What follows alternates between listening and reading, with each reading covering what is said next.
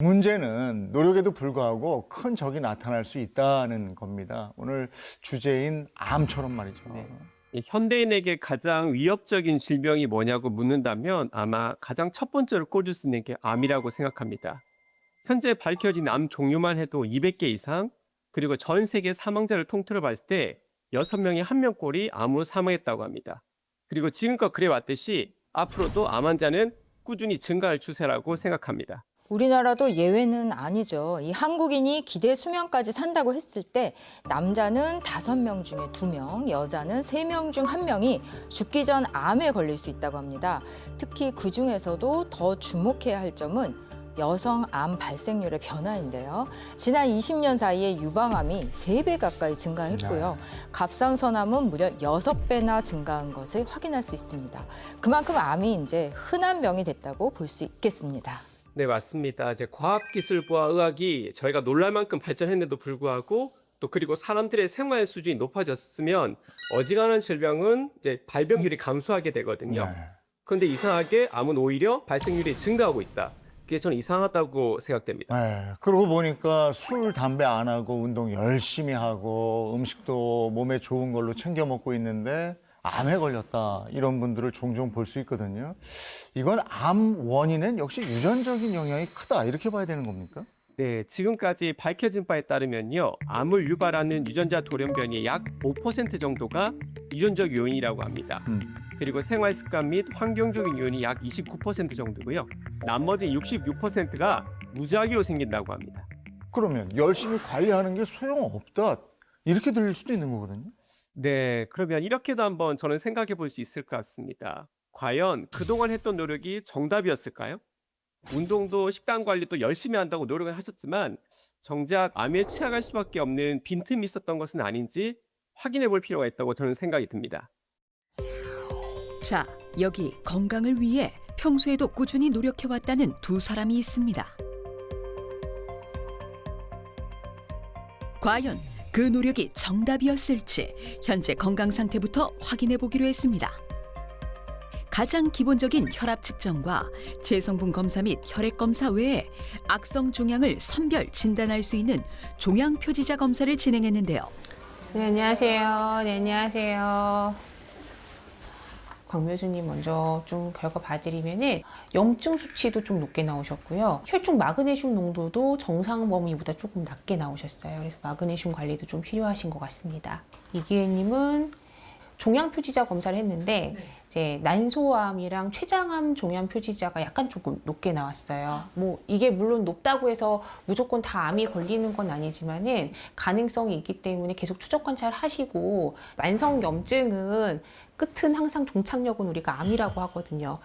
두 분 다 당뇨 전 단계라든지 뭐 만성 염증이라든지 이런 것들을 좀 잘 관리를 하셔야 될 것 같아요. 이기혜 씨는 두 가지 종양 표지자 검사 결과가 평균 이상으로 매우 위험한 상태였고 마그네슘 수치가 낮은 상태였습니다. 광묘순 씨의 경우 염증과 공복혈당 수치가 평균 이상이었고 소세포 폐암 종양 표지자 결과가 경계치였습니다. 그 이유를 찾기 위해 일상을 살펴보려 합니다.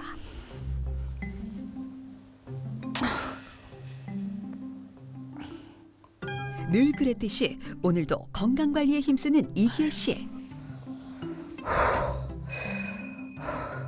하면 할수록 움직이는 순간순간이 고통스러워 보이기만 합니다. 땀 좀 봐. 제가 평소에는 괜찮았는데 허리도 아프고 배도 아프고 조금만 운동하면은 너무 힘들어요. 몸이 따라주지 않으니 영양제라도 꼬박꼬박 챙겨 먹어야겠다는 생각뿐. 이거 먹었나? 이거 안 먹었나? 그런데 최근 들어선 깜빡깜빡하는 일도 늘어났습니다.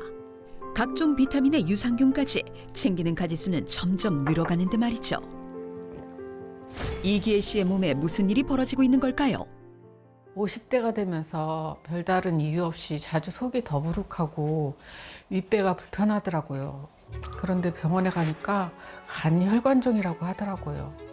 특히 골반이 쿡쿡 쑤시는 것처럼 아팠고 평소에 없던 빈혈 증세가 굉장히 심했어요. 결국 병원에 갔더니 자궁에 종양이 있다고 하더라고요. 한 번 아프기 시작하니까 거의 1년마다 하나씩 병이 늘어나는 것 같아요. 저는 정말 제가 할 수 있는 거 다 하고 있다고 생각해요. 이러다 정말 암까지 오는 건 아닐까. 스트레스 때문에 잠도 잘 안 오고 너무 걱정이에요. 고통의 시간을 보내는 또 다른 주인공이 있습니다. 바로 광묘순 씨입니다. 매일 걷기 운동을 하려고 나오지만 몇 걸음 떼는 일도 쉽지 않은데요. 통증을 참으며 급하게 향한 곳은 바로 화장실. 이럴 만한 이유가 있답니다. 제가 직장암 수술하고 나서 장이 너무 예민해졌어요. 그래서 하루에도 화장실을 여러 번 들락거려거리거든요. 끊임없는 통증을 겪는 게 일상이 됐습니다.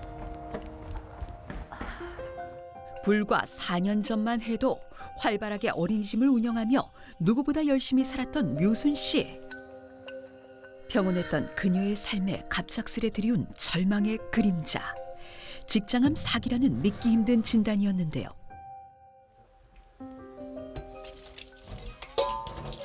하지만 이대로 무너질 순 없죠.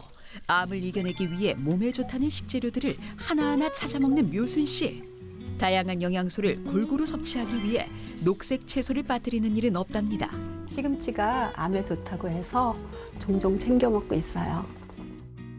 암을 이겨내기 위한 저염식 밥상. 하지만 젓가락 끝엔 망설임이 맴도는데요. 암 투병 후 한때는 즐거웠던 식사 시간이 이제는 숙제로 바뀌었습니다. 무슨 병이든 잘 먹어야 이겨낼 수 있다고 하잖아요. 그래서 맛이 없어도 정말 억지로도 먹어요. 그리고 묘순 씨에겐 식사만큼 중요하게 챙기는 숙제가 하나 더 있다고 합니다. 이게 다 누가 좋다고 해서 사다 놓은 건데 인터넷 보고 주문한 것도 있고 그래도 조금이라도 도움이 되겠죠 뭐. 살고 싶다는 간절한 마음 따라 하나둘 늘어난 영양제. 하지만 때로는 노력이 배신할 때도 있는 법이죠.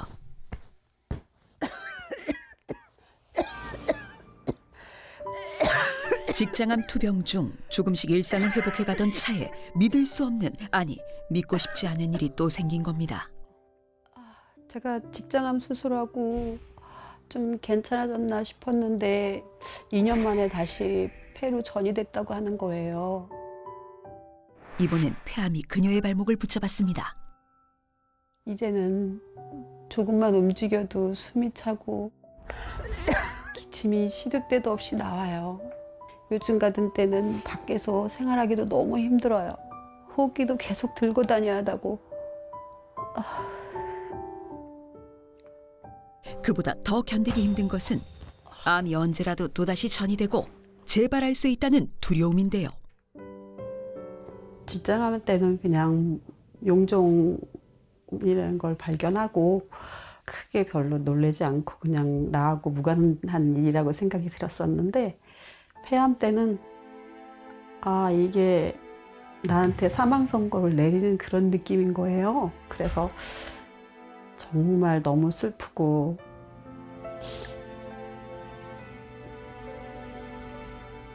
하루라도 평범하게 숨 쉬고 마음껏 먹고 걱정 없이 자고 그러고 싶어요. 손에 잡히지 않는 건강, 대체 무엇을 놓치고 있는 걸까요? 남편과 아이들 뒷바라지하고 이제 좀 살만하다 싶으니까 아프기 시작하고 뒤늦게 노력해보지만 한번 나빠진 건강은 쉽게 나아지지 않고 이 정도의 차이는 있겠지만 누구나 겪을 수 있는 그런 일 아니겠습니까? 그렇습니다. 누구나 겪을 수 있어서 더 안타깝고 걱정이 되는데요. 우선 건강검진에서 이귀혜 씨처럼 자궁에 물혹이나 종양 같은 거 있다고 들어보신 분들 꽤 많으실 거예요. 이 자궁에 발생하는 종양 중 가장 대표적인 것이 자궁 근종인데요. 40세 이상 중년 여성 2명 중 1명이 앓고 있다고 할 정도입니다.